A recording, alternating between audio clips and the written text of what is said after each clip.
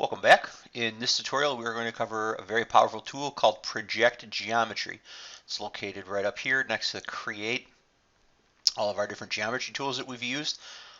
There are several options. Um, we are only going to cover the base Project Geometry right now. The other tools under this category will be covered later. So Project Geometry, basically what it does is it allows us to use geometry that is somewhere else on a part or a solid or another sketch that we want to use. So the main place that we use Project Geometry, I recommend all my students do this. My Lake Zurich students, if you have a question and I come over and it's in a sketch and I don't see projected geometry, I just see a yellow dot, I'm going to tell you project your geometry. Okay, so I mean by that is I pick project geometry, I come to origin, make sure that this is expanded, 1, 2, 3. I pick all three planes every single time, that way regardless of where I'm sketching, I know that I've got this set up as my base. Now the origin, the little dot, the intersection of these two yellow lines is home, which is also 0, 0, 0 in my coordinate system. So let's go ahead and let's sketch a rectangle. Okay, we're going to do a 2-point center rectangle. I'm just going to make it 2 by 2. So actually it'll be a square. And I'm working with a part that already has a extrusion on it, which is no big deal. I'm going to fix this real quick.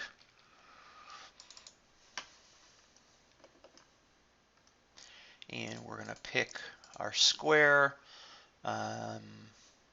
Actually, you know what? Let's go ahead and do this. Now that I think about it, we'll go ahead and delete the feature. We'll keep the sketch. And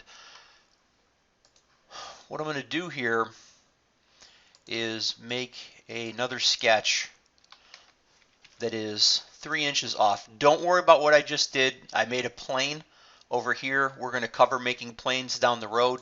But just basically know that right now I'm sketching right here. So this plane is not planar with this sketch down here. It's 3 inches away. I'm going to project all three planes, and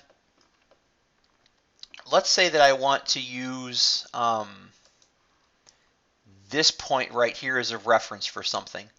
I can click that point and now we see that I've got it right here. So when I say that project geometry allows me to use geometry in another sketch that's not coplanar. Now these two planes are parallel, but they are not coplanar at the same depth. So that allows me to use this geometry down here to, let's say, I don't know if I want to draw a circle or something else over here. So basically those are the two main instances that we use project geometry. Now I am going to, much like I talked about in my point video, I am going to use project geometry a lot in my demonstrations. So if you're thinking I don't quite understand this, it's one of those things where it's easier to see when it's applied. You kind of have a base knowledge now of what project geometry does, and I am going to use this a lot in the rest of my demos, and it'll make a lot more sense once we get into actually creating parts. So with that said, I'm going to end this video. Thanks, and we'll see you in the next one.